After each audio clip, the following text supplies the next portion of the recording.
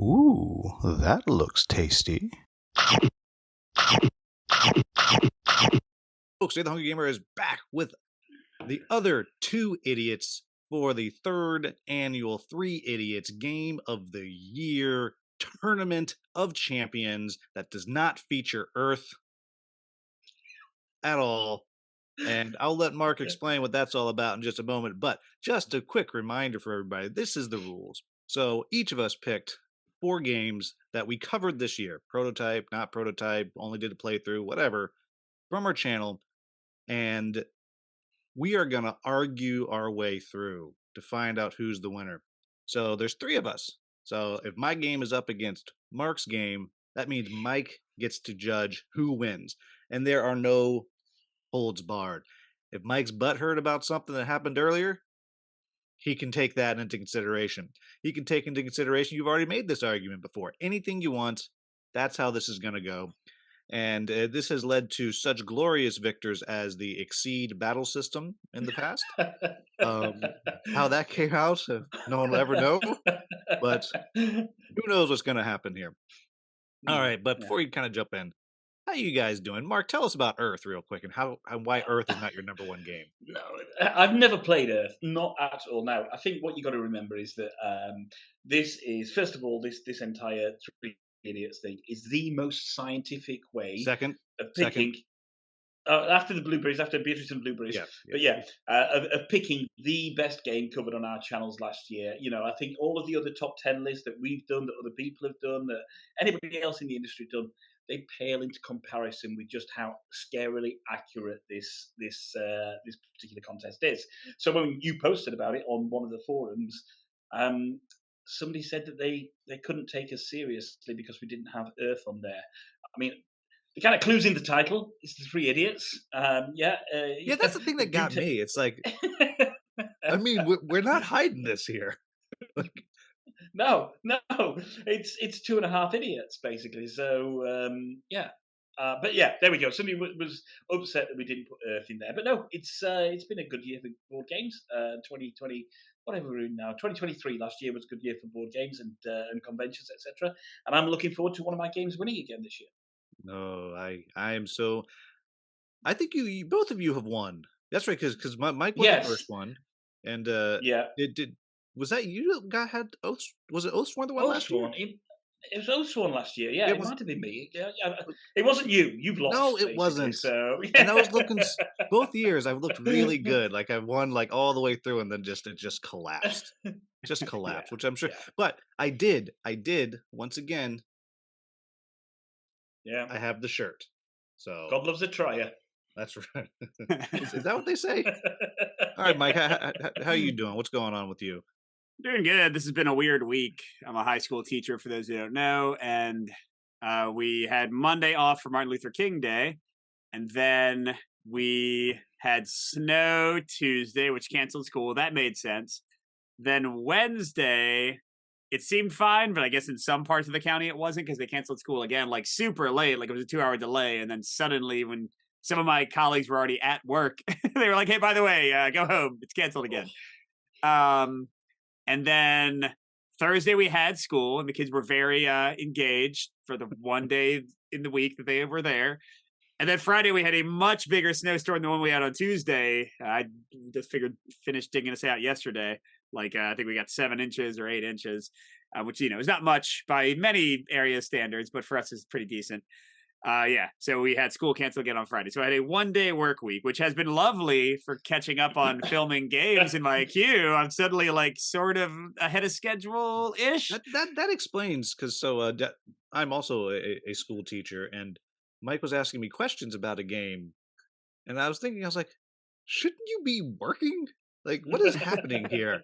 So I didn't and specifically, I was asking Will whether I should request a game from a publisher. And I usually have so many, and I still have so many games that I probably shouldn't. But I was like, I'm a little bit ahead now. I guess I can have something else coming in.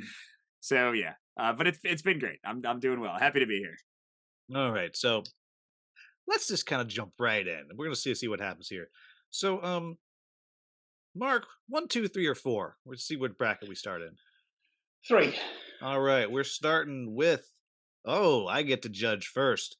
We're starting up with Old King's Crown versus Yeah. 20 Strong. And so Mark is Ooh. championing Old King's Crown, while Mike's championing 20 Strong. And I just want you both to remember, I remember everything from last year as you're making your judgment. Your I picks. remember nothing, so that's I helpful. remember nothing. To be because honest you with guys you, are winners. No, The winners but I'm also don't have to remember. I'm also 53. I can't remember what happened last week. Never mind last year. So yeah. Anyway, so Look, you don't look a day over 65, buddy. thank you very much. All right, take it away. Who's going first? Mike, you go first with a game that people know of. Yeah. Yeah. This one is actually out-ish. I don't think you can buy it in retail yet, but this is 20 Strong. It is from Chip Theory Games. I got a review copy. Did all three of us get a review copy of this one? Yeah, mine came with the production print. Okay, yeah, and yeah, I got an early. I got mine after you guys did. I think I got an early one at Gen Con, and so did Mark. So this is a dice-based kind of like survival game. You can apply the same core mechanics to different modes. So in the initial release, they had a Solar Sentinels set, a set based on Too Many Bones, and a set based on Hoplomachus Victorum. Yeah, thank you. Yeah. Wow. And so each one changed up like the way, but you're like fighting, you're using dice and gaining dice back, but you can kind of use as many dice as you want in the combat, but the more dice you use, the more you'll run out of dice quickly. You're getting items that level you up and stuff. And it was my number one solo game of the year on my video in December. I know that both of you liked it a lot too. So that's the first thing I'll start. Mark's game is a game that none of us have played, Will, except Mark, because it was on crowdfunding late last year. Let Mark at least pitch his game before you trash it. Okay. But hold on to the trashing. I'll talk about some positives of 20 Strong. So it's a very quick game. We all like solo games. This one is, depending on which mode you're playing and how quickly you die, because sometimes you die in 5 minutes. But if you go the distance, even, it might be like 30 minutes, 45 minutes. It's got a lot of fun dice rolling. It's got a lot of cool resource management with the dice and items and those kind of things. You level up through the items in very different ways and get different combos each game. If you get bored with one mode, you can switch it up to another one, and they have more modes coming, so you can really find the exact version of the game that you find the most fun with. It's very flexible and variable in that way. And yeah, I just think it's one of the best solo gaming experiences I've had recently. So that's some selling for 20 Strong. Go ahead, Mark. All right, Mark. Go and sell us your Old King's Crown, and then we'll release you two on each other to just destroy them. So yeah, the Old King's Crown is a game from a new publisher called Eerie Idle Games, and it was designed by the guy who designed the game, Pablo Clark, also did the artwork on it, and the artwork is absolutely stunning. It is a game. It's 1 to 4 players. It might be 5, but I think it's 4 players. And it's a game. It's a bidding game. So you've got blind bidding in there, which actually works in the solo mode because Ricky Royal designed the solo mode. It's got a really effective a kind of AI in there called it'll come to me, I can't remember the name, but it's really effective. Is this going to be a recurring theme? You're going to say something? Yeah, I just can't remember. I can't. He is very elderly that's life these days. Yes, I'm sorry. Yeah. I just saw you last summer, and your brain worked. Like, what has happened? Did we? I can't remember that. Anyway, going back to the game before you both diss me and burn me. Yes. And it's a game of blind bidding. You are effectively playing one of the up-and-comers. The old king is dead. You're trying to take over the new kingdom by securing the most. It's a victory point game, but by securing the most points by. It's not area control, but you're bidding on certain places on the map, and then you have combat with the other people that are bidding on the map for you. It's a fascinating game, absolutely fascinating game, and I think the fact it's a new designer, they've done the artwork, which is stunning, and then Leader Games have assisted them with the development. It's not developed by Leader Games, but I know Cole and the other Whirly have been involved in kind of helping them kind of polish the diamond on this. Funded very, very well on crowdfunding. I know they had just a few review copies to send out, and unfortunately, I don't think either of you guys got access to those. But Will, when you come over in June, you obviously, I'll let you play with my copy of the game. Yeah. That was very nice because now I will say I do have a recollection of Mark saying, "I'll put you in touch, and you guys will get you review copies." Did that happen? Did that happen? Yeah, Mike? I can't remember. I reached out to them. Look, they just obviously looked at who you were and thought, you know what, barely understand a word that they say because of the weird accents. And these guys are from Scotland, so to think that you guys got weird accents is, it's obviously up there. So yeah, it's Oh, fine. you know what? I was gonna be, irritated about it, but the Scottish accent thing, that is true. Like, whew, Yeah, those yeah. the thick ones are just unintelligible. I mean, at least to me. Now, I will say on a side note, Yeah. when Mark was out here, there's a show that we watch sometimes. They got this one guy that even the subtitles don't understand, and we're like, and we played it, and Mark's like, "Oh no, he just said this, this, this, and this," and we're like, "What is happening in our life?" All right, but go ahead, Mike. Tell him why he's wrong. Well, so here's the thing. Mark, as you said, told us about this game. I've looked it up. I tend to love Ricky Royal's solo modes. I liked it in John Company Second Edition. I loved it in PAX Premier Second Edition. Like, he does great work. I loved his own solo design efforts, like in Renegade and such. So I'm extremely hyped for this game. Y'all know that I like things like Root. I like asymmetric, like, sort of faction games. I like these, like, tough area control games. I like Ricky Royal's solo modes. So I want this game very well. I would almost vote for this game, but not only have we never played it, and we played 20 Strong and enjoyed it. In fact, I'm pretty sure at least one, if not both of you, had 20 Strong on your list, and it just kind of ended up becoming mine.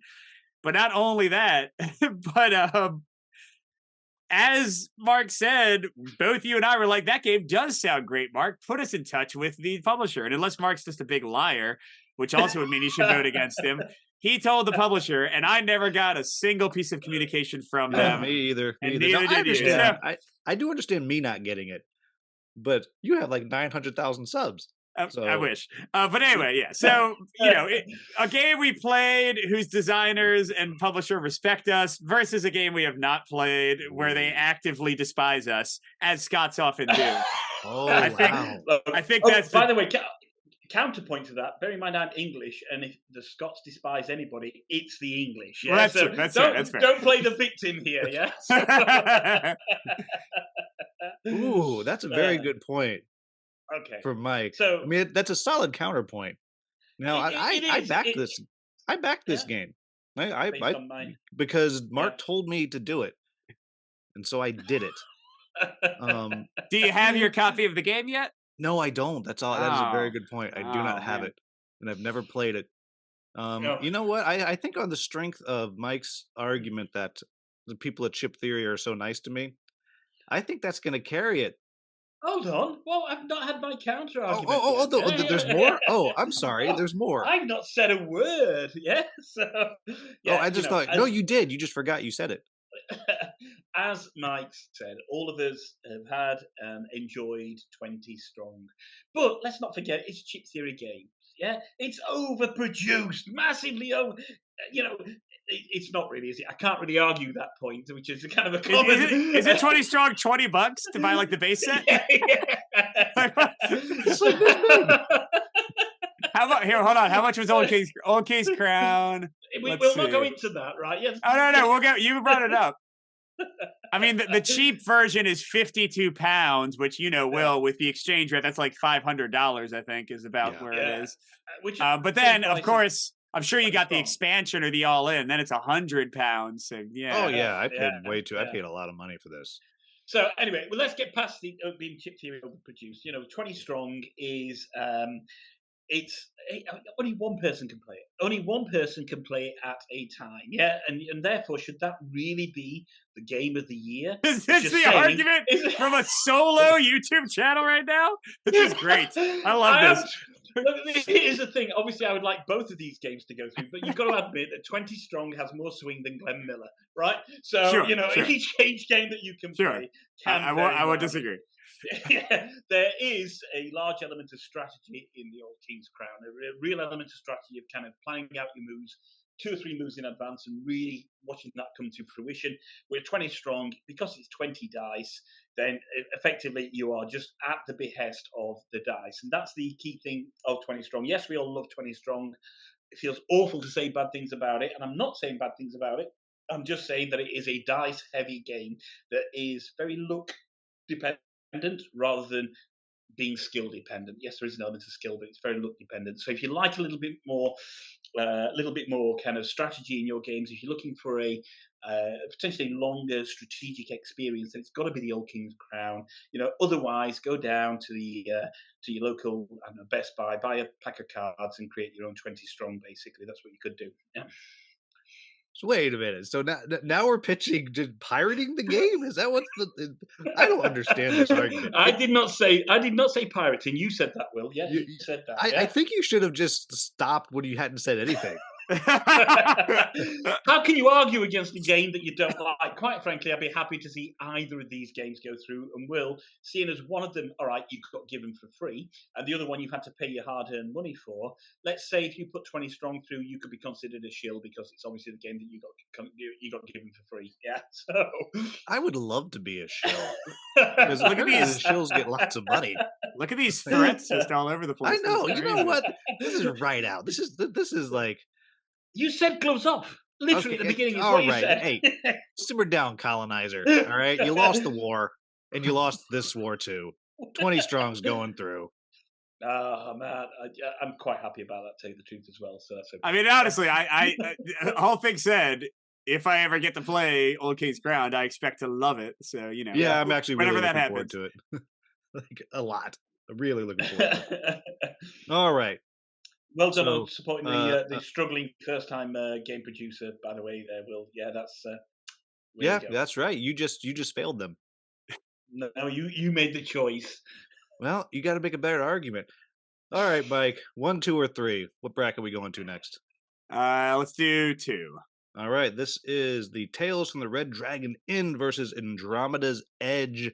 And so Mike gets to champion Tales from the Red Dragon Inn because he stole it from me. And I just want to point out, 3 years in a row now, I've had my top game also on someone else's list, and we roll dice. I even gave myself a bonus this year. I was like, okay, no, I deserve a bonus. I still lost it. Every roll we've ever done, I've lost. But, so here I am, Andromeda's Edge versus Tales from the Red Dragon Inn. Mark, you are the judge. And a fair one I shall be. And I would expect nothing less. I mean, you are basically all 3 powdered wig judges in one. In one. Okay, There we go. The hanging judge. All right, so I'll jump in first because Mike was just talking. Let him rest. So, Andromeda's Edge. I know how much you like Dwellings of Eldervale, Mark. I know this. But you know what's the only thing that can be better than Dwellings of Eldervale? Space Dwellings of Spacervale. In space to the death. And that is what you get with Andromeda's Edge. You get everything that was good about Dwellings of Eldervale, but you get some Euro tracks. You have crazy different factions that are crazy unbalanced, and the best way, right? Everybody's superpowered, so nobody's superpowered. It's a beautiful board, one of Luke Laurie's best games, and most importantly, you are undefeated at this game. That's it. That's my start. That's your start. I mean, start. It's an argument, and you're pandering heavily towards the judge. But let's hear Mike's counter, not counter, but let's hear Mike's argument for Tales from a game you've never played, right? I mean, first I'll say that Will already said that it was his number 1 game that just by chance got taken away from him. So he doesn't even believe in his own argument. Let's start there. But yeah, Tales from the Red Dragon Inn. This is a campaign dungeon crawler, pretty quick playing scenarios, but also a pretty long campaign. It's got great tactical gameplay, more exciting actions than the average dungeon crawl. You do like really cool things. You don't just walk up to somebody and hit them. You like pull them 3 spaces through a beer of fire and light them, and then you smack them, and then you set up your rogue to dive on them from a table and stab them. There's like a lot of cool things going on in each scenario, a lot of like varied terrain and effects and all those kind of things. But it's also pretty straightforward and streamlined. This is the dungeon crawler I've played the most with my own children, 11 and 8. Yes, we played it on the simple, easy mode, so we wouldn't die. But the fact that it can get as crunchy as you want it to in the hardest modes and with all the tactical choices, but it can also be accessible enough for young ones. It has a fun story. It's a goofy story. Not everyone's going to like that. The art's pretty silly. Not everyone's going to like that. But if you like good dungeon crawl, tactical gameplay, it's hard to beat. Whereas I thought Dwellings of Eldervale was fine. I've never played, what was it called again? Agony's Edge? Oh, look at that. Look at that. He's trying to pretend. He's trying to, he's making fun of your memory. That's what he's doing right there. Let's separate you two. All right, stop pulling your hair. Let Mike finish his argument. Yeah. But also, Mark, I know you love the fantasy settings more than the sci-fi settings, right? I mean, that's a strong thing for I think pretty much all of us. So yeah. Okay. All right. So I was waiting to see how he was going to attempt to win this, and he went with tactics. He's going to try to compare the tactics of a dice chucking. We remember your argument about dice chucking, Mark, of this dice chucking dungeon crawl versus the long-term thinking of when are you going to pull your troops back to activate the tableau? What parts of your tableau are you going to activate? Because you've seen how complex your tableau can get in Andromeda's Edge. He's trying to compare that to when am I going to jump out with my new technology on my new ship to smash this other person down? And what cards am I going to play in the tactics phase of combat? There is a tactics phase of combat. And he's coming at me with tactics? Get out of here with that nonsense. There is nothing more tactical on this entire bracket than Andromeda's Edge. And you're undefeated. I mean, yes, clearly a Euro is different than a dungeon crawler, but I believe this is the only dungeon crawler in the entire bracket, whereas we have like 3 or 4 Euros, most of them coming from Mark. And I think the Euros that Mark put on this list are already better than Andromeda's Edge. So, let's keep some diversity in the list. Let's keep some interest in the list. And also, again, both Will and I think this is a better game. Mark, we would love to play it with you, show you how awesome it is too. You can't even get it. You can't even get it, Mark. I'm looking into stashing one in my bag just so you can get this other game that Mike's talking about.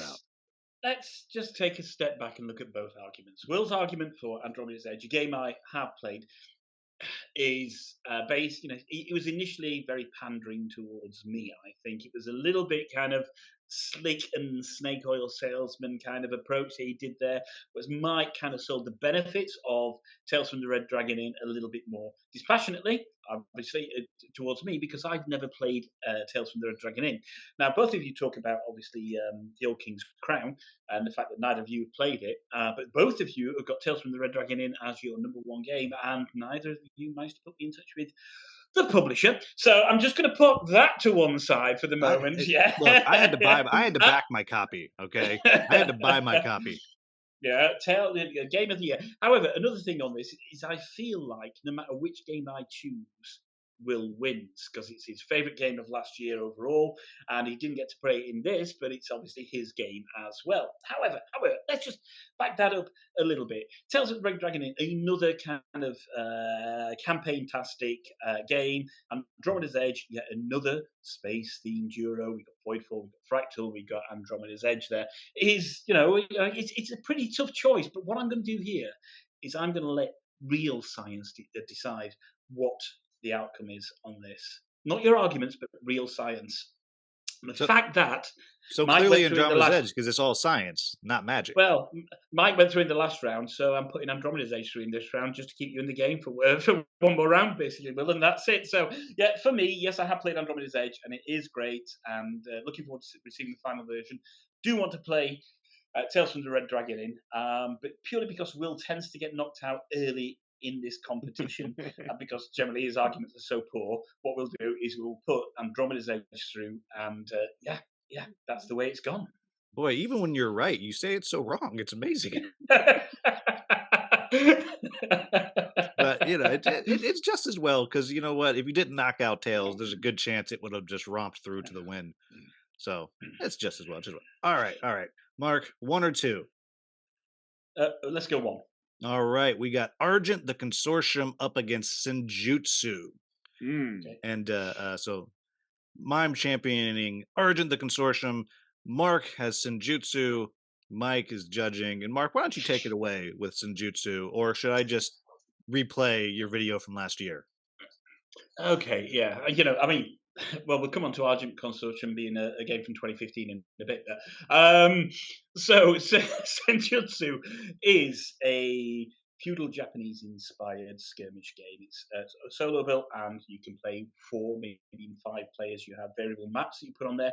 It's a card-based combat system, and the beauty about Senjutsu is it really, where other skirmish games can potentially be a little bit about piling it on, Senjutsu is about understanding the deck that you constructed. So it's a bit of a deck construction in there. You can play some average decks, understanding what the probabilities are coming out, understanding that you're not rushing into strike, that sometimes holding back and playing the right cards and then the right card after that at the right time really has maximum effect on what you can do.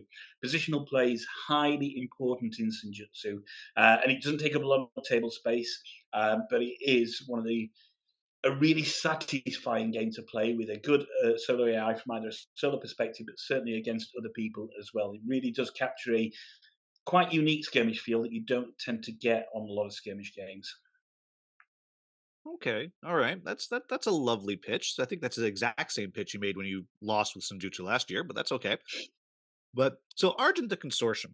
Yeah, and I see you're like, oh, it's from 2015. That's okay, because I covered it this year. And let me tell you, this is a game that everyone should be playing because, yeah, it's a Euro game, which isn't Mike's favorite, but it's a Euro game with serious teeth because you get to beat each other up. This is, think Harry Potter, but more messed up, right?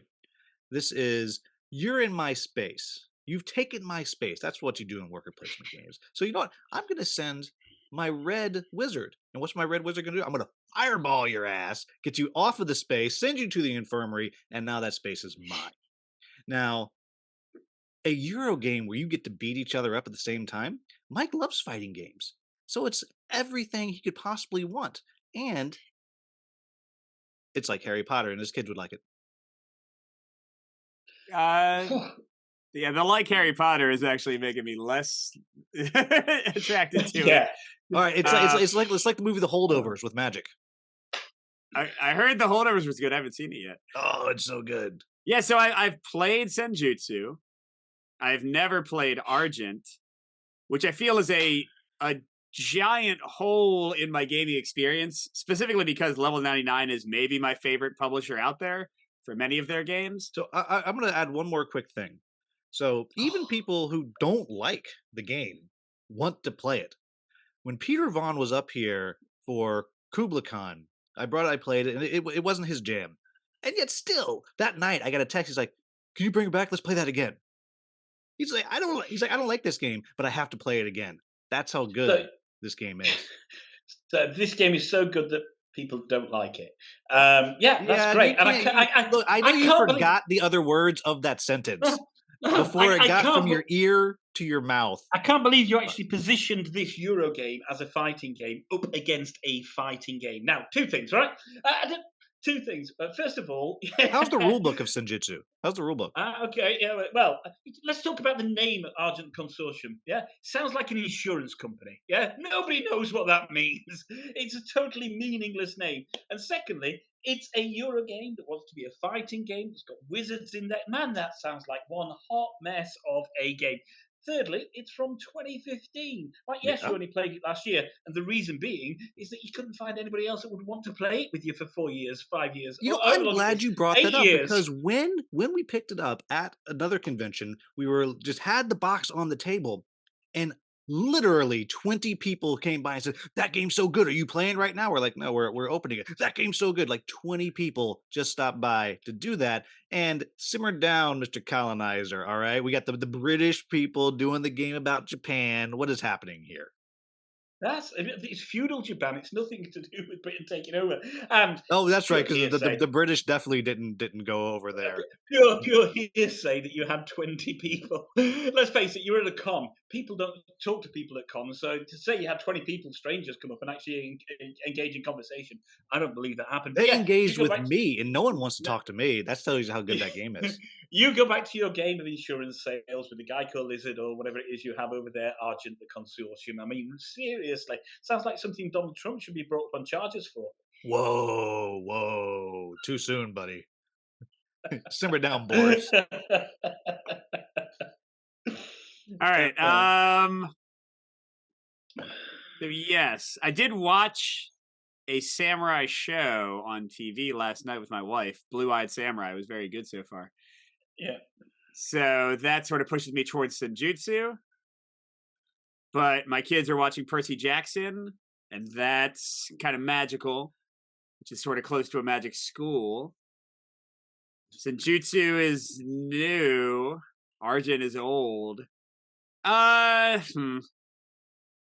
heart says Argent because, again, it's level 99 and I want to play it, but I'll go with one I've actually tried just for wackiness. Let's try Senjutsu in this round.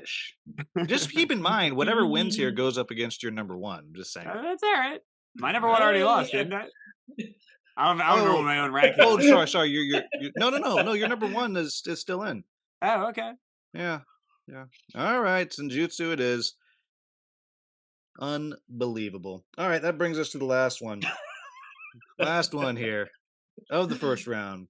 We have Mike with Summoner Wars 2.0 versus Conquest Princess, which is one that I'm championing here. And the most noble judge, Mark, is back on the bench. After what you just said, you got a big hill to climb. Well, all right, I'll start climbing. I'll start climbing just based off of, because I have a feeling Conquest Princess is going to make it a few rounds here. So I'm just going to start just based on theme, because I know you've played this game. I'm going to start just based on theme. And when we compare whatever theme is in Summoner Wars to this, you can be like, oh, no contest. So we have the Tiara, the Temporal Intergalactic ARA organization. I was going to be really impressed if you knew what it stood for, and then you totally flubbed it. The agency is going to save time. And what we've taken here is we have taken Voltron, 80s life, 80s movies, 80s video games. We have taken rainbows and color and diversity and all of that, and we've smashed it together through the weird, crazy-ass brain of Seppi Yoon. And out from that brain, we are going to save the universe from the evil Magaga, the evil fashion tyrant. And we're going to save the world, the universe, from him through the power of friendship and fashion. Now, I don't know what Summoner Wars' theme is, but it ain't nothing close to that. Go ahead, Mark, or not Mark, whoever you are, Mike. Tell us about the race wars you're doing in Summoner Wars. Go ahead. I mean, they are kind of race wars, yeah. So there are different factions. The story is that each leader has found a magical summoning stone, and now they are using them to wage war upon each other. So it's not a very nice game.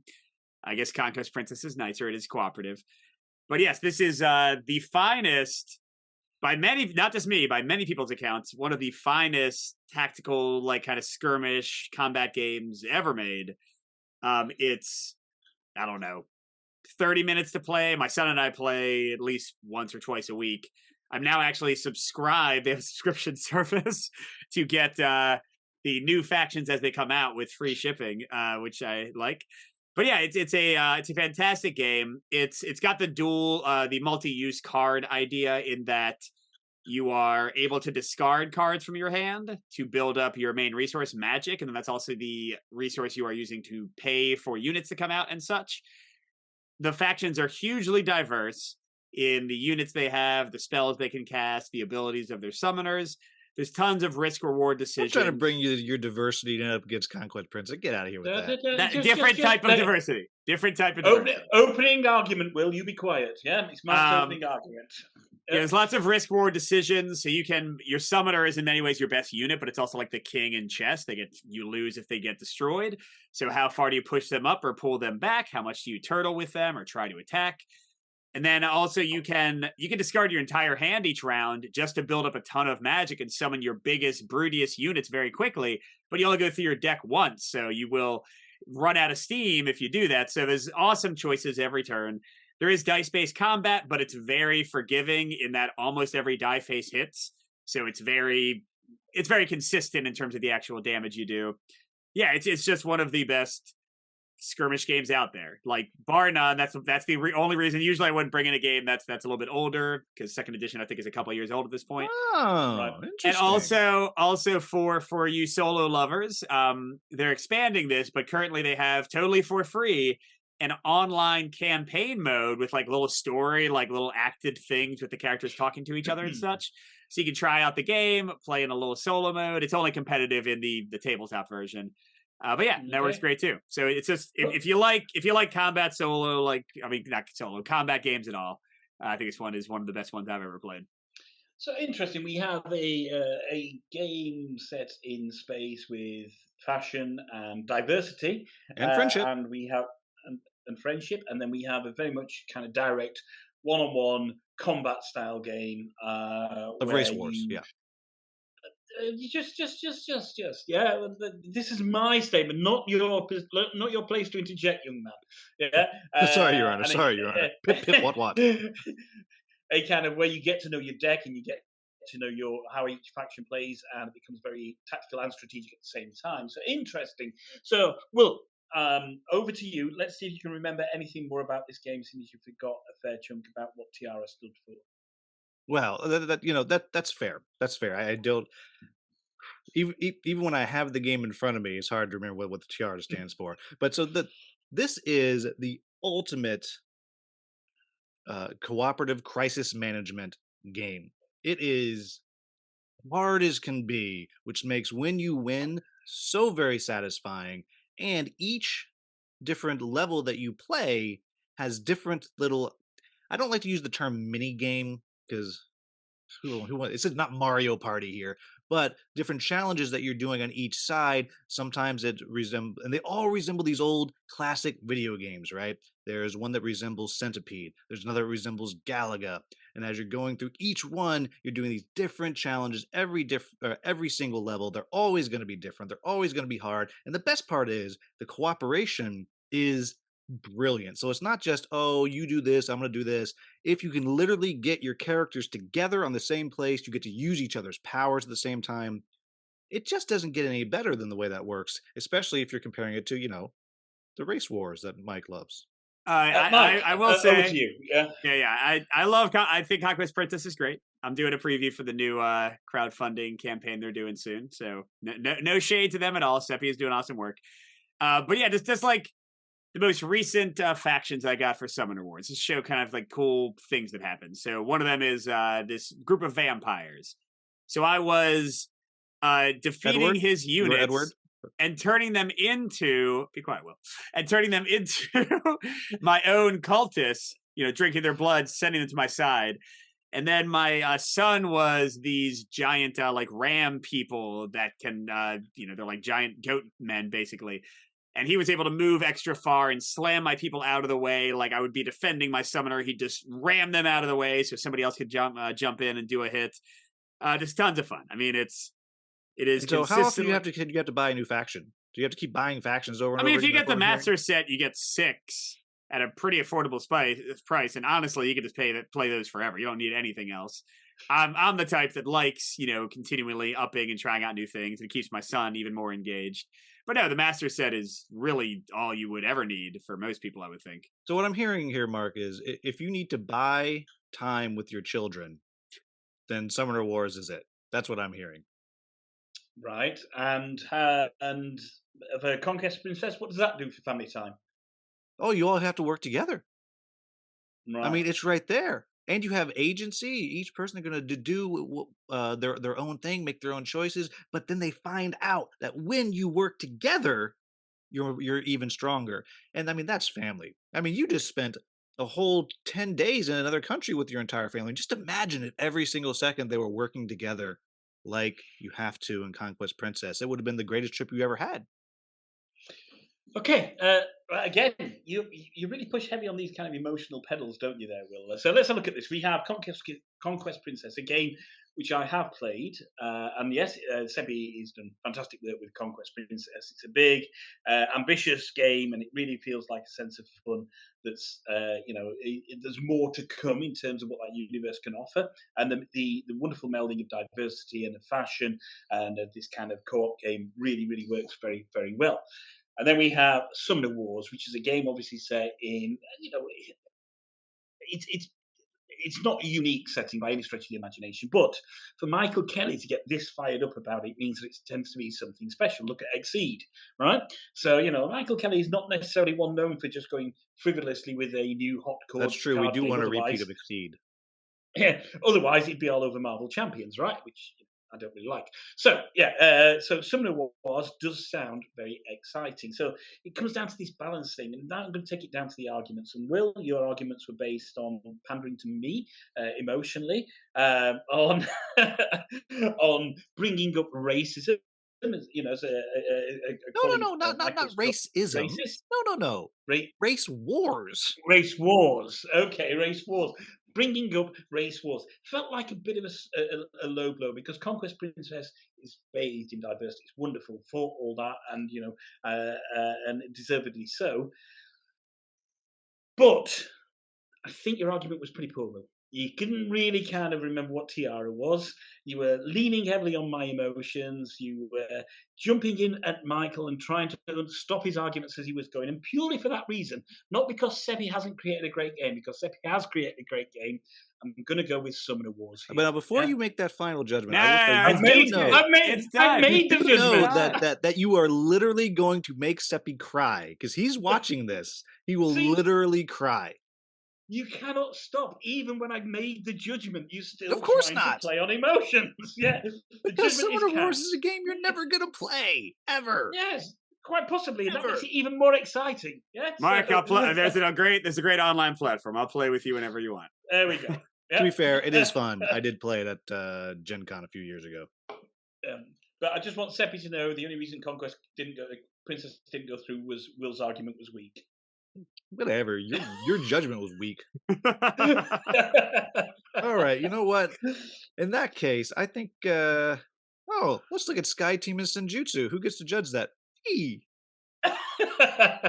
I'll let Mike go first. All right. So, Senjutsu, I pushed through with trepidation.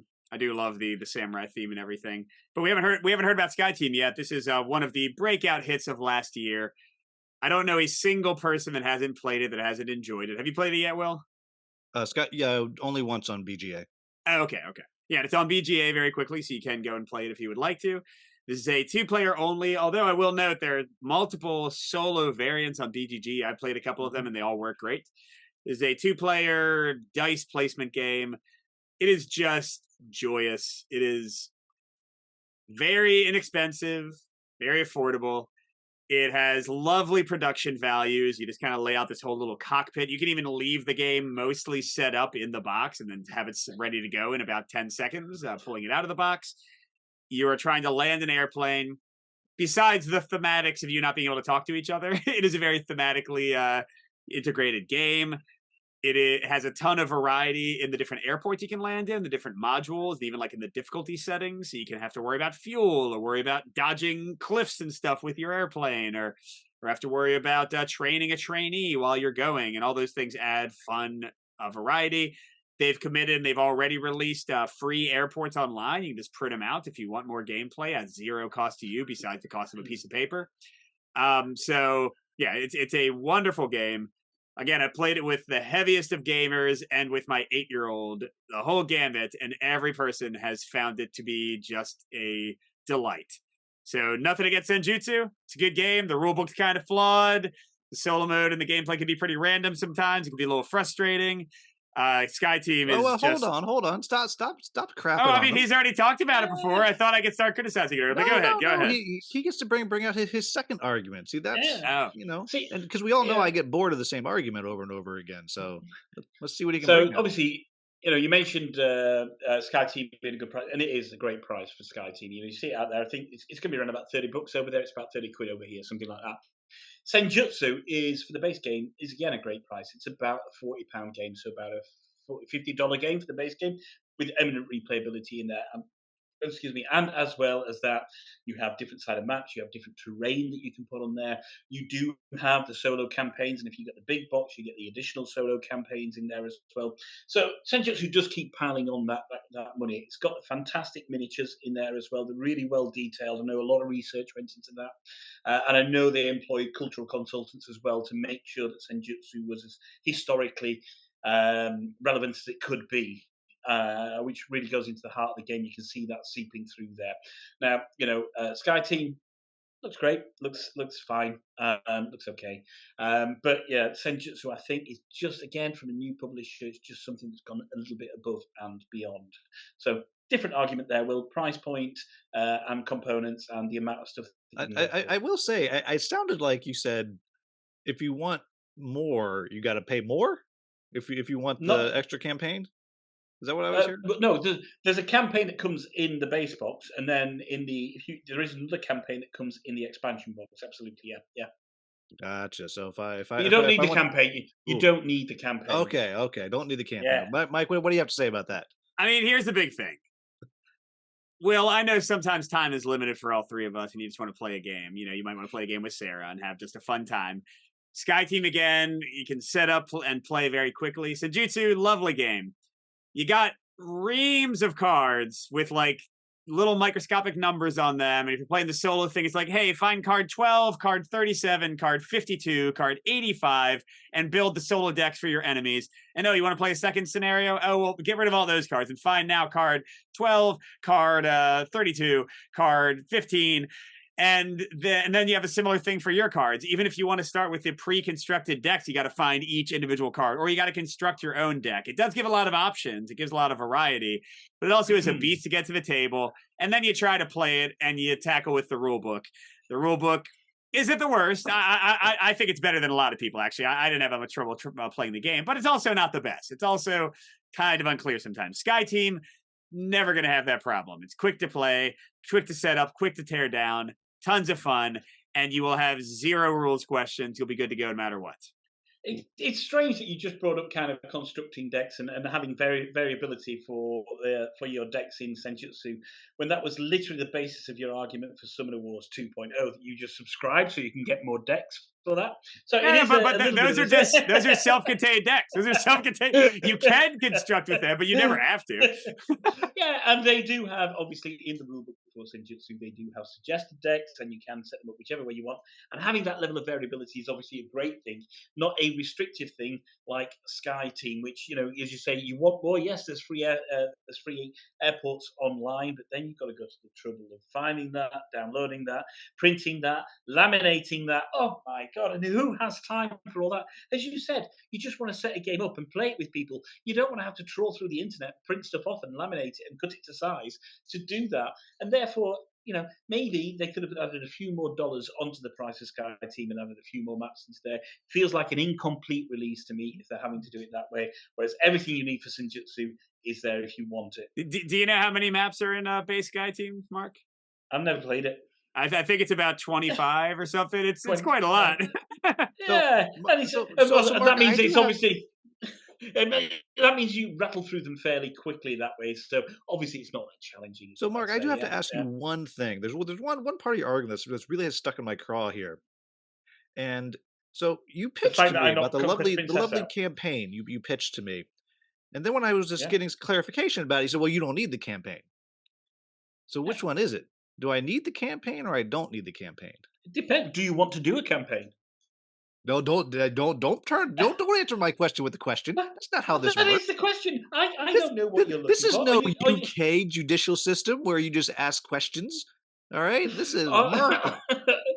Do you need the? Well, there's a campaign that comes in the base box. Play with it. Don't play with it because there's an eminent playability, or immense playability, should I say? Without the campaign, you could just do various decks and various AIs, multiple AIs. Whereas obviously Sky Team does not come with an official solo. It's reached out to the community who have had to do the work of the publishers, and again, it goes back to Sky Team being potentially an incomplete release.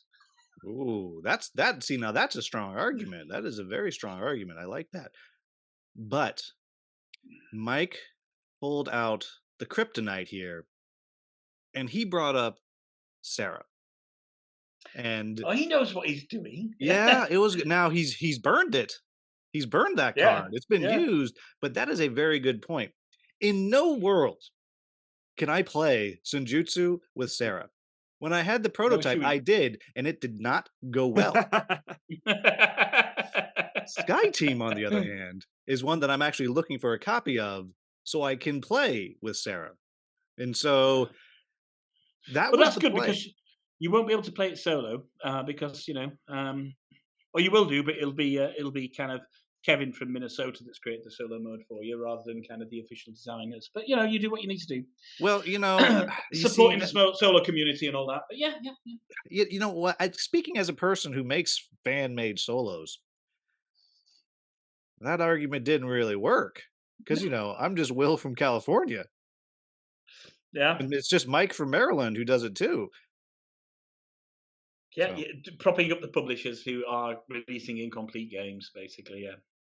Yeah, perhaps. But because of that, Mike, you've played it once. You can't play that card again. Sky Team's going through.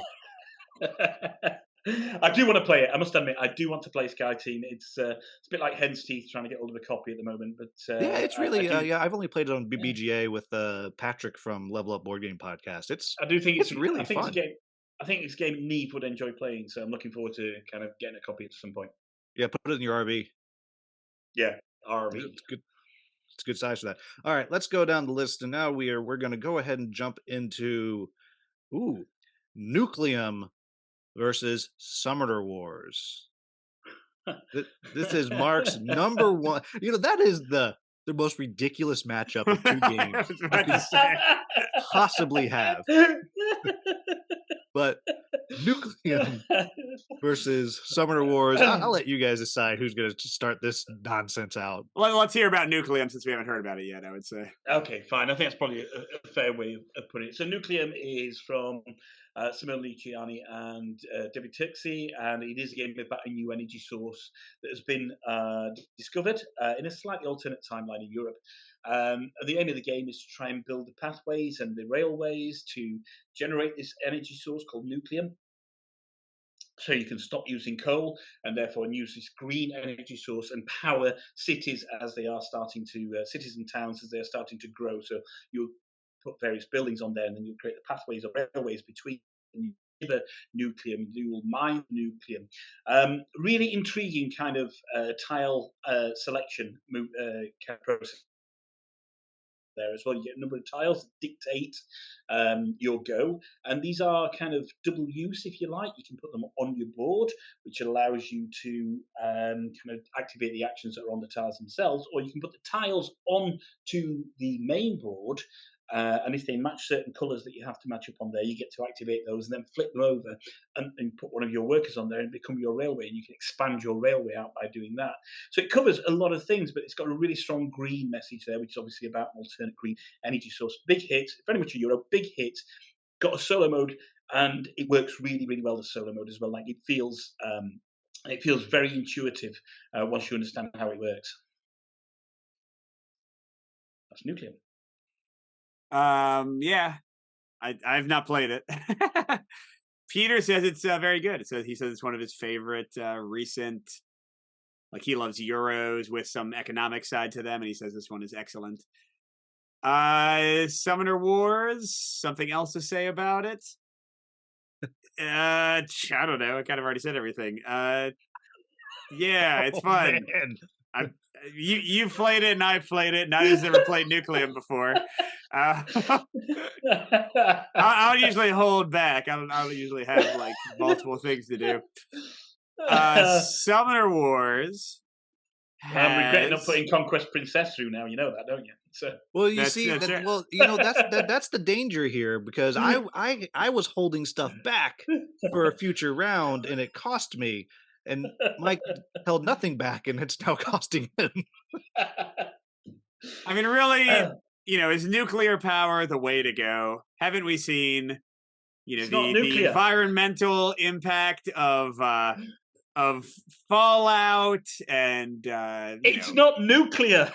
No, it's nucleum, because it's the whole theme of the game is, what if nuclear power came earlier? Isn't that the entire idea of it? That's literally It's the a theme. New power source derived from steam. Yeah. So all right. Yeah. Dude, it talks about uranium and atom.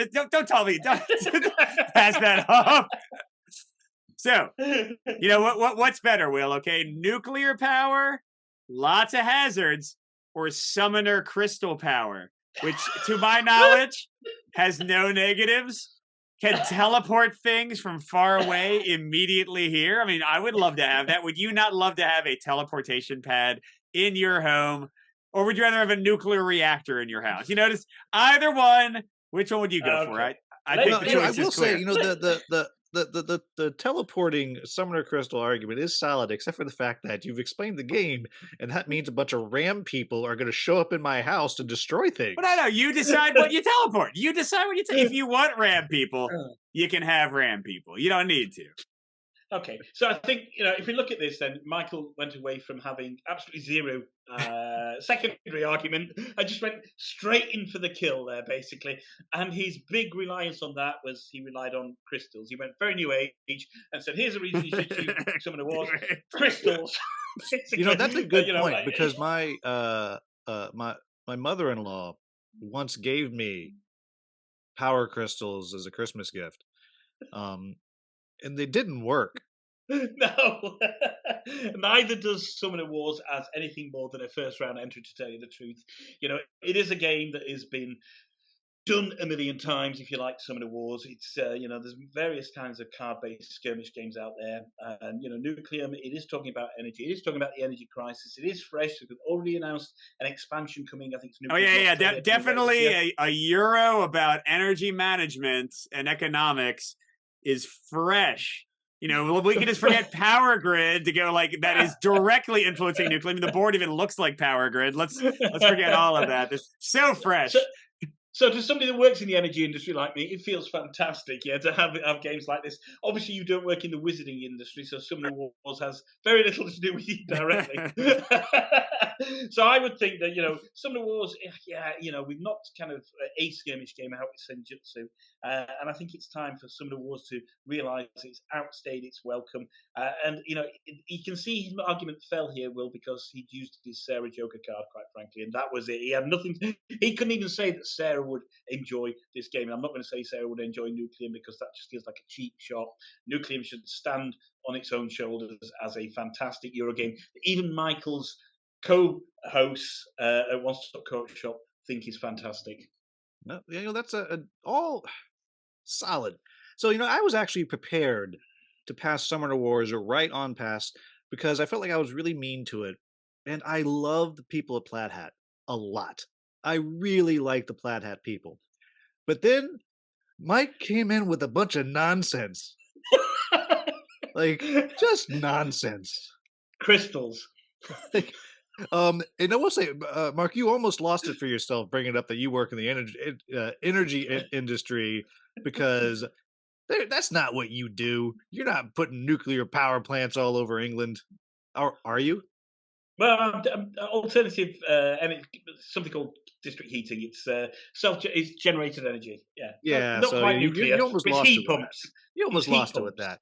But I am curious to try Nucleum. I'm worried it might be heavier than I like. There's my only big concern with it. I don't think so. And Summoner Wars actually is a game that I'm regularly thinking about. I should buy some of this, especially because you can play online. But on the utter weakness of Mike's argument, it's fair. It's fair. I have to pass Nucleum on. All right, so that brings us to Mike, 1 or 2? 2. All right, now we have my number one pick, Revive with Call of the Abyss versus 20 Strong. All right, so we haven't talked about Revive yet. So Revive is in the far future, after, human hubris has caused everyone to, we've destroyed the world, probably because we weren't using Mark's heat pumps. We've destroyed the world. And in the far future, we're coming back out from the caves. We've developed societies in these caves. We're coming back out and we're kind of reviving the world. We're rebooting the world. And this game is mechanically one of the best Euros I have ever played. You have these multi-use cards and you get to place them however you want. You have your own little machine that you're creating, and as you create this machine you get to unlock different abilities that you can activate in your machine that affect the board state, affect what's going on. But as you build it, you get to customize it however you would like as you're building up this machine. Then you have a bit of an area control board that you're exploring. You're flipping tiles over, and as you flip these tiles over, you discover what's going to be there, and that's getting you more resources. You're getting all these new cards into your hands. You have a little bit of deck building, a little bit of tableau building going on. And I'm going to hold off, and I'm not even going to talk about the magic jellyfish that you get in the expansion until after 20 Strong's ridiculous arguments tossed out here. So go ahead.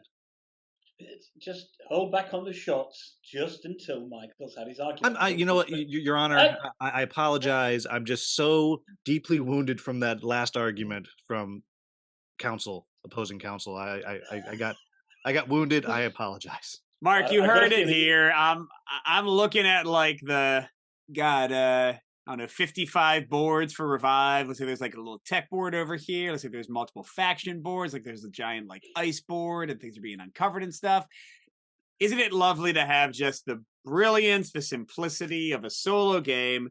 And the thing is, 20 Strong is varied. It's incredibly varied, but all you need is the dice and that one deck of cards for whichever mode you're playing. And that's all you got. And you can make it into the very like kind of ladder pyramid climbing challenge of the Victoria mode. You can do the basic just digging down and through the decks of Solar Sentinels. You could do the Too Many Bones Day mechanic. You got this upcoming stuff that I'm sure will be vastly different too. We've already seen how varied they can get.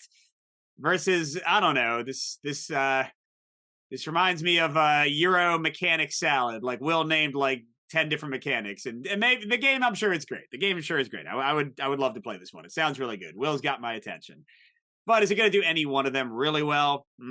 Probably not. Can you not? That's point true. To... It does not do any one of them really well. It does all of them really well. Sure. I bet Mark could play this if he hasn't already and find multiple games for every mechanic in there that does that mechanic way better. That's true. There are no games that have dice chucking. No, that is a diminishization of the brilliance of 20 Strong. 20 Strong. Can you name another game that has a pool of dice that you're pulling from and then rebuilding over and over again? Too Many Bones. No, that is not the same thing at all. But anyway, so yes, Revive is great. I want to play Revive, but 20 Strong is a more special thing, I would say. Okay, Will, it feels like a few shots have been fired across the bows there. I don't think Mike went kind of as heavy on you as he could have gone, so feel free to take your gloves off. Let's let this get messy, yeah? Well, Revive is doing so many things that are incredibly brought together. Yes, I named a whole bunch of different mechanics, but they are seamlessly pulled together. And you get magic jellyfish that you dive down these lakes and you find them, and they teach you the secrets of the world and give you these amazingly powerful cards in the expansion. And look, 20 Strong has some cool theming going on, but you ain't got no magic jellyfish. There's no magic jellyfish in there, right? 20 Strong is not strong enough to handle magic jelly. Now, if it was 40 Strong, 40 Strong could handle some magic jellyfish, but not 20 Strong. Mark, okay. I don't know if you played this. If you haven't, this will be one of your favorite Euros you have ever played, guaranteed. So obviously I know 20 Strong. I know the solo. It's purely solo on 20 Strong. Tell me about the solo for Revive, Will. Is it good? It's pretty good. It's pretty good. No, is it good? Pretty good's not good. It is a good solo. It is not the best solo. There we go. It is not. It is. Well, I'm gonna rewind. Half the people I've talked to love it because it's a race. It's a race solo, and you know me, I prefer having a bot solo. Okay. So it's a preference thing. It's a preference thing. When I kind of weigh everything up here, we've got 20 Strong, which I'm still sore about, kind of knocking the Old King's crown out in the very first round there. I think it was unfair. That was so unjust. I wonder who made that decision. And then we have Revive, which I hear great things about Revive. It looks like it's got this really fascinating board state. But hold on, Mark, because I didn't get to respond. I am looking at a few reviews of Revive, and yeah, they're describing the solo mode as a training mode. They're describing it as simplistic. I'm looking at a few different reviews here. They're saying it quickly becomes too easy. It's it basically is just it's like Terraforming Mars style, which Terraforming Mars is a great game, but I don't love the solo mode. You just get a certain number of terms to do some stuff. Let's rely on all the trolls. Apparently, hey, this is a very positive review for the game. They're saying the game is great, but they're saying, and Will, feel free to disagree with this. They're saying that one of the main things of the game is like racing for things and trying to complete objectives ahead of other people, and that the solo mode has none of that because there is nothing competing with you, and it takes the entire heart out of the game. So do you want one of the best solo experiences of the year or a great Euro that has a mediocre solo? Apparently, there are already people trying to make variants on BGG to fix it because it's not well held in regard. So I don't know. So I had heard this about the solo Revive, and that's one of the reasons I've not picked the game up. Probably is a game I'd love to play with other people, but the solo experience, everything I've heard about it is the solo is really, really lackluster. Whereas obviously 20 Strong is all about the solo, but then it loses that kind of interaction that you get with playing with other people. However, based on the fact that 20 Strong doesn't try to be anything more than a pure solo game, and Revive has got a lot of mechanisms going on in there, which some it will do brilliantly and some it will not do as well as others, and it tries to be a multiplayer and a solo, you should have just had foot in one camp and let the community do their thing. Then I'm going to push on through. Even though it knocked the Old King's crown out, 20 Strong goes through to the next round here. What? Yes. The magic jellyfish are coming for you. Hey, Will, I should point out, we don't know what's next for 20 Strong. After like the little fairy tale one, maybe they will have a magic jellyfish module. You don't know. You know what? That is fair. But no, it can't. Like, it's got to be 40 Strong to handle the magic jellyfish. It's going to be a Beatrice the dog version, Will. That's what it's going to be. 20 Strong. Yeah. Oh man, that would be a huge seller. Beatrice, Bambi, and Bubba. There we go. All three. There we go. They would get no adventuring done. All right. The last of the quarterfinals here, the ultimate space battle. Voidfall versus Andromeda's Edge. Okay. All right, why don't you start, Mark? Yeah, tell us about Voidfall. Yeah. Voidfall is a large. It's not 4X, but it's a kind of 4X style game. It doesn't do all of the 4X in there. It's set on a huge galactic scale where you're out and you are exploring space, and it takes place over eons, basically. You are using your particular faction. I think there's 14 factions, all of them asymmetrical. And the changes on those factions may look superficial at the beginning, but when you start playing the game, it absolutely makes a difference to how each faction plays. 1, 2, 4 players, I think it is, Voidfall, with a bespoke solo mode works really, really well. You're not kind of playing against an AI per se. You're playing Voidfall, but with this oncoming threat of the Voidborn coming on from there. Huge production from Mindclash Games. Will, I know you've already got your copy on the way from Mindclash Games as well. My game of the year last year, from a solo perspective, I played it solo and multiplayer and had a fantastic time with it throughout. Possibly the biggest and best space-based release game of the last few years. It's just a phenomenal package experience from Mindclash Games. That is Voidfall. Designed, by Nigel Buckle and David Tixey. So I talked a little bit about Andromeda's Edge. And so, Mike, the things that I think you would enjoy about Andromeda's Edge, I mean, you have your conflict. There's some lovely conflict that you get out on the board. And because you are regularly pulling, so your fighters are also your workers in Andromeda's Edge. And so because you're regularly pulling them back to activate your own space station, your tableau, you get to have these tactical skirmishes out on the map regularly and over again, similar to what you get in Summoner's Wars, which you love, of the tactical combat and the positioning and moving and the flanking, and you get to do that in Andromeda's Edge. And every time you're pulling back, you get to run your own little tableau puzzle to try to maximize how you're going to do these little skirmishes that you're going and hitting out on the board as you're putting your troops back out. Now, Mark mentioned factions. Nobody does factions better than Peter Vaughn from Cardboard Alchemy. There are, I think, 16 factions in Andromeda's Edge, every single one of them completely unique, with completely different play styles that go along with it. And again, that's not even counting the customization that you get to do as you go through the game. You get different technologies and you get different cards you're bringing into your tableau. I'm telling you, you're not a Euro guy. This game doesn't feel like a Euro. And everyone knows that Voidfall feels like a Euro. And do we really need 2 David Turczi games going through into the Final Four? Okay, well, that's your opening salvo, and that's good because salvos are a very important part of Voidfall as well. And and I have played Andromeda's Edge, and it's a quaint little space game, isn't it? When you compare to the galactic experience that is Voidfall. You mentioned kind of 16 factions there.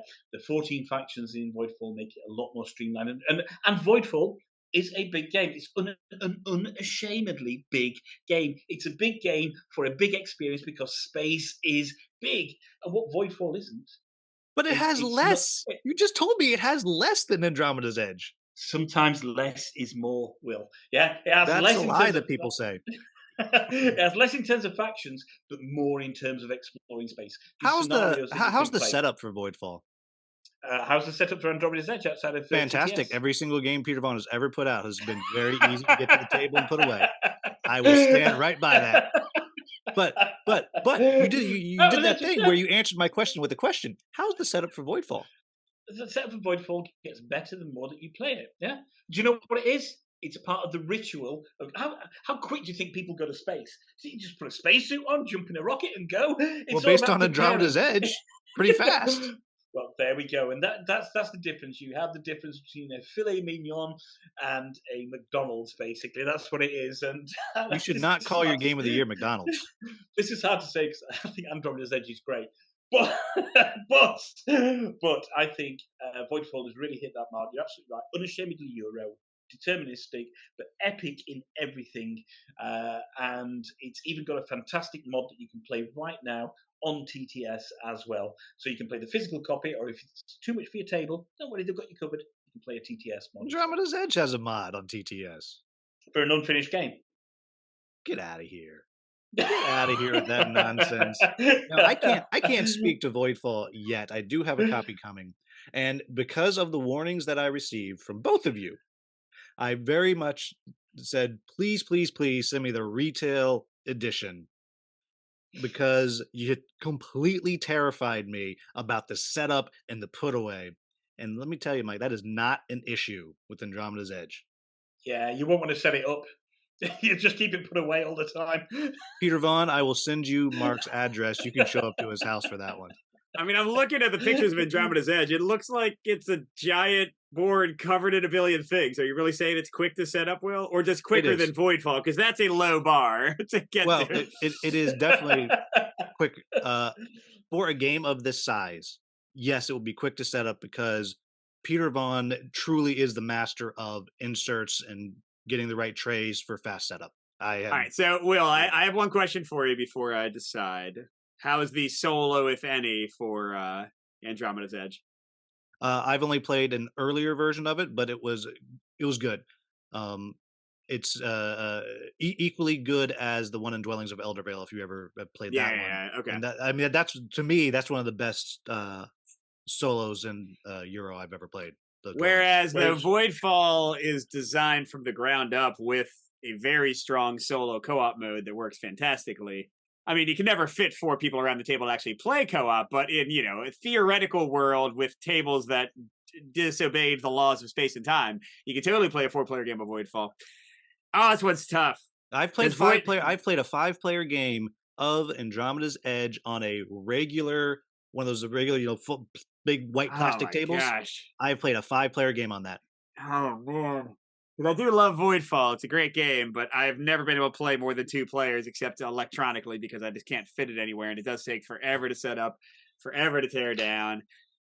But I didn't love Dwellings of Eldervale that much. Which of them feels more like a space game? Because isn't Andromeda's Edge just taking a fantasy game and just putting some trappings on it, and suddenly, hey, it's in space now? No, it's been that was the joke that we made at the beginning. But no, it's definitely different. You're building out like your space station, and thematically it does go significantly more space than Dwellings of Eldervale. But I think Voidfall is obviously, it is a space game. You do get that sense of exploration. You've got those you know, the barriers, can't remember what they're called, basically, to stop you going places and funnel action to a particular thing. So it becomes very, very epic in a way that, you know, I've not played Twilight Imperium, but I feel that, you know, that epicness of Twilight Imperium is repeated in a game like Voidfall. They're vastly different games. You can't compare the two. Well, yeah, I was about to say, I have played Twilight Imperium. I would not compare those too much. No. But you get the epic feel from Voidfall. You know, there's the iconography on Andromeda's Edge is much cleaner and easier to understand. And now, I don't have my Voidfall yet, but I was watching a video because Mark got me really excited about it. And I was watching a video and I was looking at some of those boards and I was like, oh my gosh, I need a translator. It gets easier. It gets easier. It's Ian O'Toole. Ian O'Toole artwork, some of the best out there, definitely. I got it. Oh, hold on! Don't go after a Cardboard Alchemy game on artwork. Their artwork is always impeccable. You're both pretty. You're both pretty. I'm gonna go Voidfall just because of the solo co-op being so good. Yeah, 2 Terzi games through. Hey, David Terzi. I don't always love his solo modes. When he's just generally involved with the designing a game, it tends to be awesome. So he is not. He's a general designer for these with games. 2 games. Unbelievable. Well, you know, you shill. You're a Terzi shill. You have one chance to change your mind here, Mike. No, we're good. We're good. Move on. Voidfall. All right. Okay. Oh, well, this is devastating. I am completely eliminated again. Oh, I didn't realize that. I'm sorry. I was you want to change your mind? Yep. You know what? It's the other one. It's Andromeda's Edge. Okay, let's do that. Yep, it's Andromeda's Edge. Totally, scientific. I would say that this is far and away the worst I've ever done. I think it was last year. Like I was winning, and then I lost. But yeah, bad this year. All right, so this time we have Nucleum versus 20 Strong. Whew. Right, these damn years I haven't played, always messing up these lists. So all right. So now it comes down to the crunchy part, then, doesn't it? It's let's talk about Nucleum in terms of what the potential is for Nucleum. Yes, 20 Strong has potential, but it has potential with a very singular market, which is a solo market. We know Nucleum, they've got the Australia expansion coming out. Now, if you're looking for a game that you want to kind of spend an hour, 90 minutes playing, then Nucleum is the way forward. Everybody will be making those decisions. Some of the actions you can take kind of, at the same time as well, so you're not really slowing down. And the sheer speed of each turn, the fact that you've got these tiles and you can pick up more tiles, you can get tiles from the market, and the iconography is so clear on these as well. It means that you understand exactly what you need to do, and your speed of turn is it's surprisingly quick. And in the solo game as well, as you're managing the AI from there. So what you've got is a fast, really strategic Euro that feels like it should be more complex than it actually is, because once you actually played a few rounds of it, it's very easy to grok what happens, but it takes a lot of skill and a lot of understanding the state of the board and what other people may or may not be doing to become kind of the master at Nucleum. I think it is, I'm not just saying this because it's through here. I think it was my number 3 game of last year, my third favorite game of last year. So I went, number 3 was Nucleum, number 2 was Halls of Hegra, number 1 was Voidfall. I think it is Nucleum. I enjoyed it a lot more, so much more than I thought I would, and I think it's a masterpiece. All right, so Will, I'm looking. I have the rule book for Nucleum open. And it has a main board, 4 player boards. I'm just skimming through. It's 65 Thaler tokens. I guess that's money. A coal power plant standee. You know how many dice it has, Will? Less than 20? It has 0 dice. 0 dice. So you're saying it's zero strong. So that's exactly what I'm saying. You read my mind. Chip theory could have made the game 10 strong. Could have made it 15 strong. Because the more dice you are, the more powerful you are. That's just science. And they went 20 strong. So it's not even 20 times stronger than Nucleum because you can't, if you multiply 0 by any number, it remains 0. So it is infinitely stronger than Nucleum. And that's... Well, yeah. It's infinitely worse for the planet with 20 plastic dice in there, basically. Really? I'm seeing how many trees were cut down to make the 18 worker meeples. Even if you count meeples versus dice, that's still 18 versus 20. It loses by 2. How many of that totally natural, non-processed resource were cut down to make the trees? You're seriously saying in a board game video about cutting down trees. Yeah. Now let's talk about the rulebook. So Mike said he's got the rulebook open. He's having a look at the rulebook there. I know when you got your rulebook of 20 strong, there's my rulebook of 20 strong just there. Did you have a few questions that you needed to go back to them? I had 0 questions. Is that right? Yeah. I do respect the props. I definitely, Mark, you're getting points for having props. I might have had a few questions, but you know what? I have so many questions about Nucleum. I feel like I don't even know how to play. So that's clearly way worse. You've never tried. I've never tried, but I don't have 0 idea. This rule book is completely incomprehensible to me in the 10 seconds I've looked at it. Come on, Mark. How long is a game of Nucleum? These days, I could probably get through it in about 50 minutes, basically, as a solo game. Around about 50 minutes, yeah. Setup is a little bit. It's lots of pieces, so it does take a while to set up. And I will be totally honest, the insert that comes with it is next to useless. But gameplay wise, you probably play it around about 50 minutes to 60 minutes, something like that. You know what's the insert for 20 strong, Will? The insert is a card box, and that's all you need, plus the dice that are in a bag. That's all the insert you ever will need. And the rule book. And the direct link chip theory for your questions. You know why he has that? You know why he has that rule book, Will? Because he keeps that in his pocket all the time because it's so transportable. He probably played 20 strong in between rounds of this very video. I think it's because I've read it 800 times and I still don't understand the rules. That's why. Is that true, Mark? Have you been playing 20 strong while we've been talking here? No, I've been playing Nucleum while we've been talking. That explains the lack of comprehensible See, look how unstrategic, unthematic it is.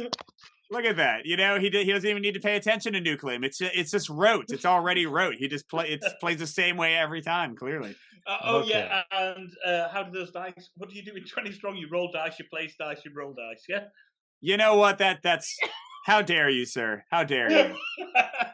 All the Ameritrash players of the world rebel against that characterization. Is that all you do in Dungeons and Dragons? You just roll dice a few times? Nothing else in there? Wow. Is all. Will, as an RPG lover, how dare he, right? That is true. There is a significant amount of how dare you, Mark, in life. I am in an interesting position here. Because now, after just being shown mercy, so I was not eliminated from the tournament, I'm in the position to potentially eliminate Mark from the tournament completely, out. And I'm brought back to something that Mark did to us. when he was visiting. He taught Beatrice the board game dog the worst damn habit that we cannot break. Because he would open that door for her in a second and let her out whenever she just tapped it. She scratches at that door all the time, Mark. All the time. This is good. I created a wonderful bonding experience and further bonding experience that you'd never had before with Beatrice for you. It was my pleasure to give you that gift of having that interaction with Beatrice. Thank you. And he's unrepentant about it. I mean, he's trying to steal your dog from you, really, is what he's saying. That's pretty pretty unforgivable. Yeah, don't you worry, though. There will be revenge this summer.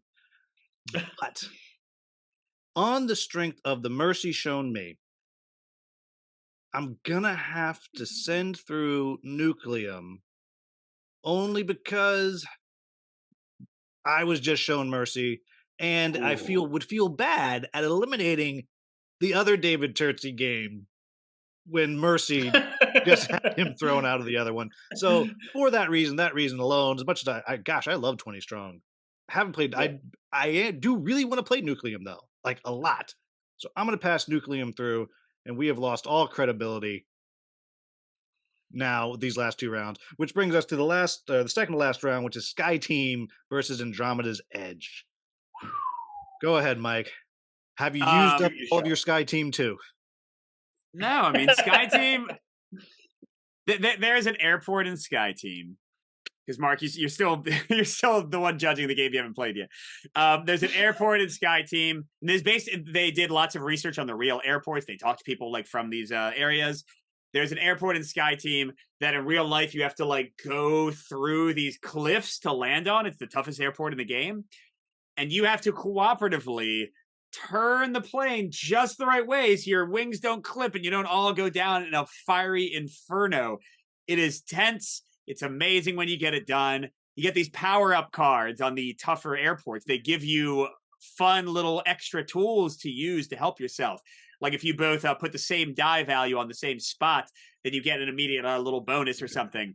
So the game keeps evolving. It keeps changing. You can make it as simple and breezy as you want, or as tense and life-threatening and terrifying as you want. All in the same game, all at a cheap price. And, Andromeda's Edge, we know Voidfall should be here. The only reason this is here is because of pity for Will. Like, are we going to let Will coast through on pity twice in a row? Like, come on now. This game, Andromeda's Edge is the pity vote. It shouldn't even be in the contest at this point. We just gave him a chance.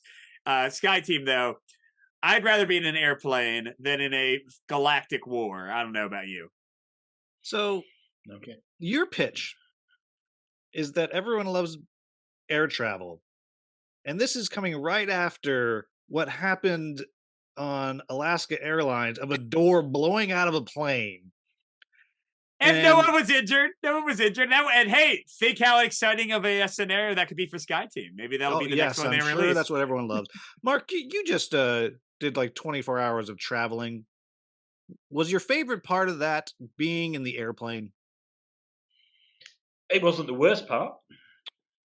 But not your favorite. Definitely not. Come on now. Now, Andromeda's Edge. That's no slice of life like Mike's pitching you. It's like, oh, fly around and hope you don't die. That's what we love to do. No, this is about galactic dominance. This is about controlling the edge of Andromeda. Right? I mean, going to the edge of Andromeda, that's exciting. Not going to Heathrow. That's what he wants you to do. He wants you to go to Heathrow. Again. This is about friendship and partnership and cooperation. Get out of here with that nonsense. Being simpatico you cannot with recycle someone. My losing argument. No. Conquest because Princess.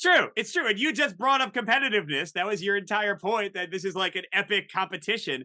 This is about the joy of saving people, of doing a job well done. It's not about saving people. It's about just landing the plane. Yeah, you know what happens if you don't land the plane? Oh, okay. Well, why don't you go and try to be a pilot tomorrow and see how it goes for you, okay? And Mark, you said it. Mark, you said it yourself. Seat, of course, that's going on. But these are real pilots. Which of these are you more likely to play with your wife or with your children? Simple question. Okay, you've obviously not met my children. I was will about to not be say, playing like, games with my you children. may have just lost on the strength of that All one. right. I forget. Well, I want to go back to your argument about Sky Team just being about flying around and not crashing, basically, and not dying, should I say? But literally, that's a key part of Andromeda's Edge as well. You're literally in a spaceship doing combat in space, flying around, trying not to die. Yeah, but That if you is a get key blown up, part you of just, it's okay. You come back. You come back when you get blown up. Okay. Like Fine, when you so- crash in Sky Team, game over, man. Game So over, man.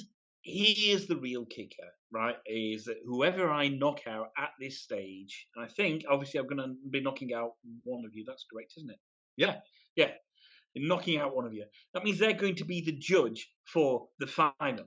So I have to do this, really consider this really, really, really carefully. So Yeah, I mean, this is the everything- real game here of this competition. Is having to make this choice. Everything I've heard about Sky Team means that I know it feels like it's a fresh hit from last year, basically. It kind of came out of nowhere as well. Forgive me, the guy on the cover of it looks like Childish Gambino. He looks like Donald Glover, the guy on the cover there. I cannot. Every time I look at that box, I want. This is America. So yeah, it is a fresh hit type of game. It's a quick game. It's got multiple ways to play it, and obviously multiple airports, etc. Sounds fantastic. Andromeda's Edge, I obviously have played, and that really kind of strikes a chord with the types of game that I like. I do love Dwellings of Eldervale. I think it was my favourite game in 2021, I want to say, or 2020, 2021. And everything I played about Andromeda's Edge, I've absolutely adored. From the multiplayer game to the solo, I have played the solo as an iteration with Peter. We did a video on that as well. Loved Andromeda's Edge. Going through, we got €2 potentially if I choose Andromeda's Edge. We have Nucleum and we have Andromeda's Edge. Despite it being a game set in space, it's very much a Euro game. But then, Nucleum and Sky Team matchup, those games are so far apart that it is difficult to actually choose which one we're going to go for. So here's what I'm going to do. In the interest of fairness, I'm going to say Sky Team, but I want Will to argue it. Wait, what? I have to. Yeah. I'm not arguing his. No, get out of here with that nonsense. No, I'm not going to. You get to win if you win. Basically. No. Because Michael always know that's him. It'll always be him. No. Then, Will, I'm sorry, but for year 3, it's going to be Sky Team versus. It's going to be Mark versus Mike. Yeah. I think the matchup is going to be more interesting. One of the key factors, Andromeda's Edge just isn't out yet. Peter Vaughn, if you are still watching, dry your tears and change where Mark's copy is being delivered. Have his fall right off the boat. All right. Rockets. Okay. 3 years in a row. Oh, this hurts. I gave you the option. I gave you the option to put you through and argue Mike. No, it wouldn't be that, me. So, yeah. It wouldn't be me. That's all right. That's fine. See, I know what you were doing. You were hoping that I would make a crap argument because I'd be all dejected and depressed, and you would just win with Nucleum. And you know what? To be honest. Yeah, your shenanigans, I see through them, and I'm holding on to it going into this final judgment. Fine. Yeah. All right, we got Sky Team and Nucleum. Give me something new, people. Oh, I'm sorry, Mike. Give me something new here. So, Will, do you like Ticket to Ride? That's pretty good. My wife loves it.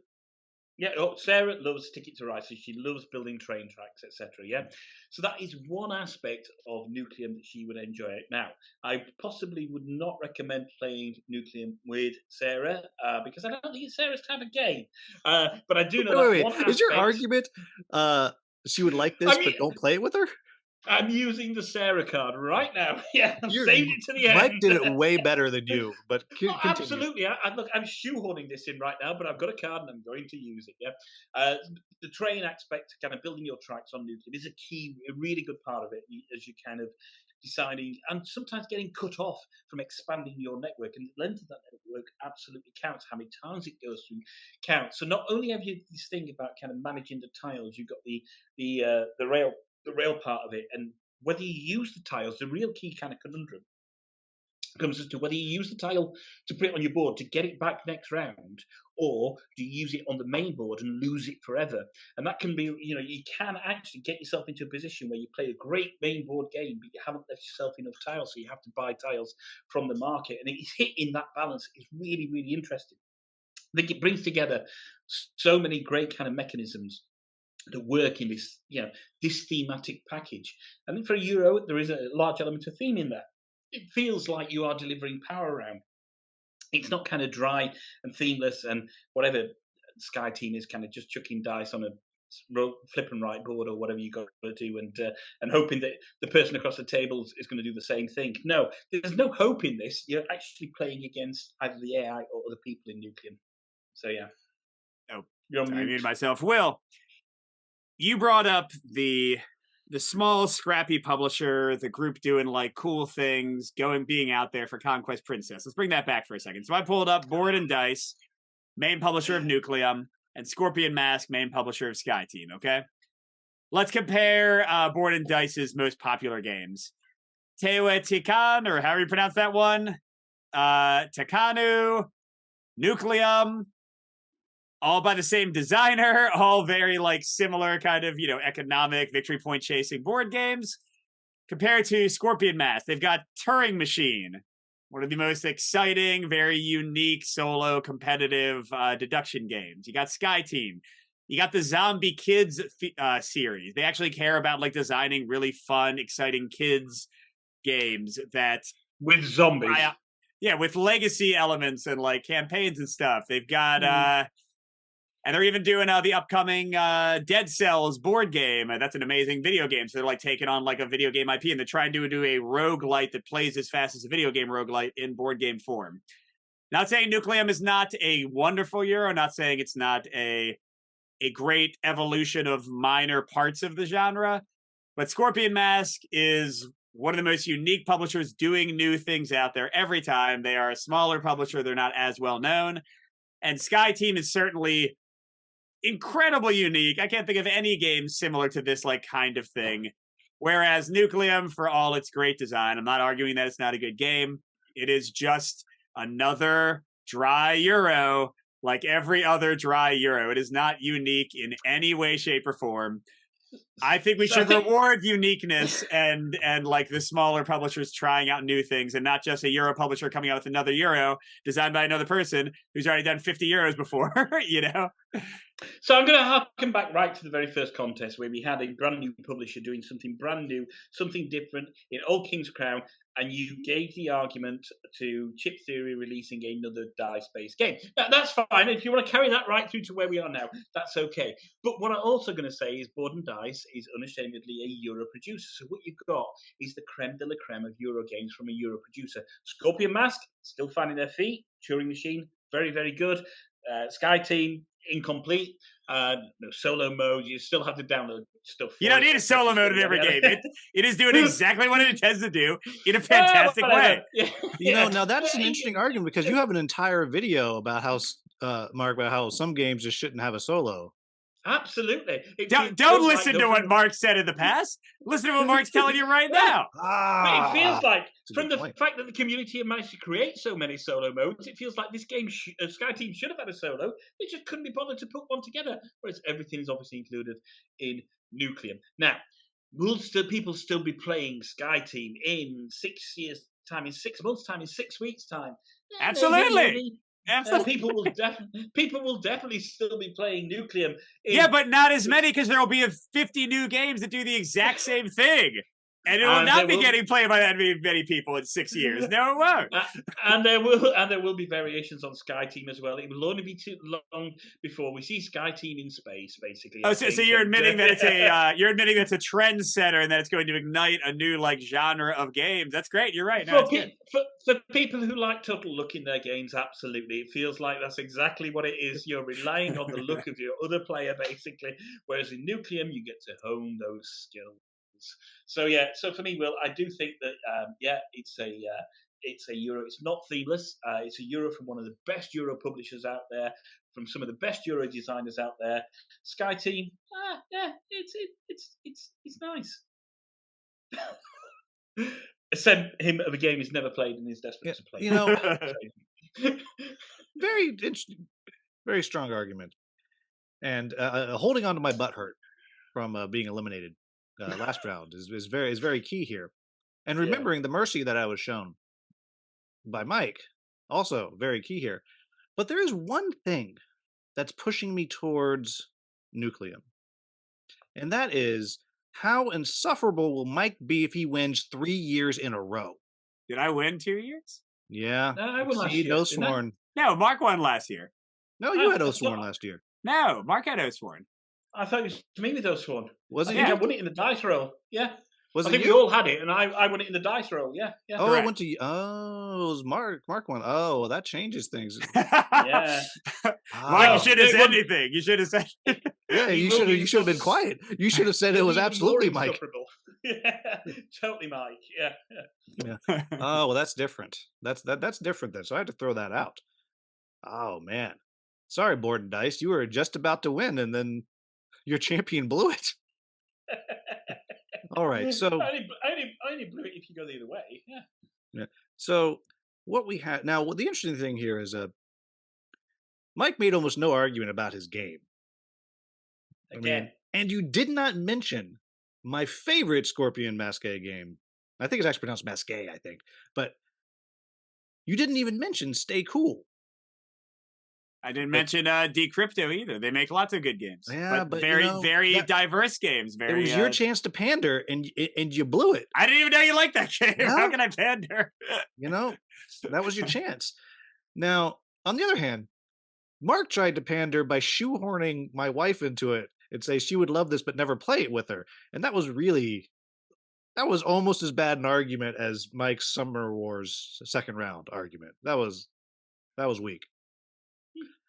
But I think I'm going to have to go with the one that I'm more interested in playing right now. And I may regret it because there's a chance I won't like it. But based like we would on the NFL draft, I'm voting for potential here, and I'm going to give it to Nucleum, which makes Mark more insufferable because that is 2 wins in a row for him. And there we have it. Now I want to end. I'll let you take your victory lap. Yeah, take your victory lap, Mark. Go ahead. It's easy to gloat, but in reality, the games that I played on this list, they were all really good games. Yeah, and I'd been happy to see most of them go through. I haven't played Argent Consortium. I haven't played Sky Team. I haven't played Summoner Wars, obviously, but some really, really good games on this list. And it's good that we kind of look at games that we covered, so some games that haven't come out. Really excited about some of the games that are upcoming as well. Ones like Andromeda's Edge, which it is a fantastic game, Andromeda's Edge, and the Old King's Crown. Sorry, you guys never got the chance to play it. Nucleum is a fantastic game. It's not for everybody, absolutely not for everybody. And you say Peter thought it was great. Oh Mike, yeah, but no, I want to play it too. Is Peter very much a Euro fan, a Euro gamer as well? Then He is, yeah. Yeah. And it is. Its setup is a bit of a bear. Teardown is a bit of a bear. But once you play the gameplay and you get used to how that solo bot works, each turn goes very, very, very quickly. Yeah, and it's great. Good choice. If you don't mind saying so yourself. Yeah, so the last question I want to leave is, out of all the games on the list, which one is the one that you'd be most excited to play, like right now? Assuming you had all the time and someone's going to set it up for you. Old King's Crown, probably for me.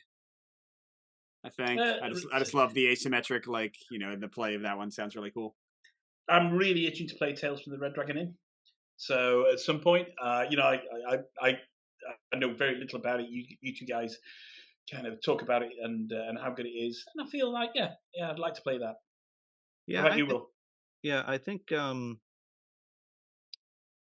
torn between Old King's Crown and actually Summoner Wars.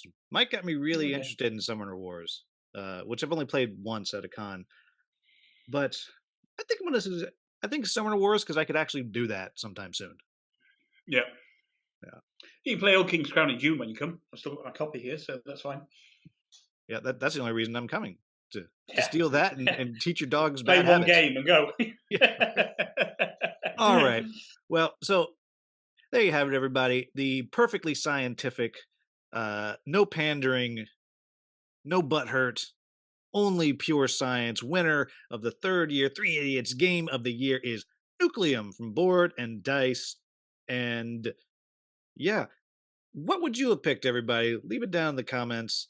Tell us how dumb we are or how brilliant we are, whatever you want to do. Make sure you check the description if you're not subscribed to Not Board Gaming or One Stop Co-op Shop. You can find links on there. Make sure you do it. As always, everybody, thank you so much for watching. Like, subscribe, share, those kinds of things, and have a wonderful, wonderful day. Will, one last thing. How come Earth wasn't on this list? Ah, yeah. You know what? Earth, Game of the Year. You know what? I've played Earth on BGA, and you get a lot of cards. Like, a lot of cards in your hand. You just get like this hand of like 30 cards. I don't know. Sorry, dude, you were wrong. Earth is not the Game of the Year. It's clearly Nucleum. That was science. Anyhow, have a wonderful, wonderful day, everybody.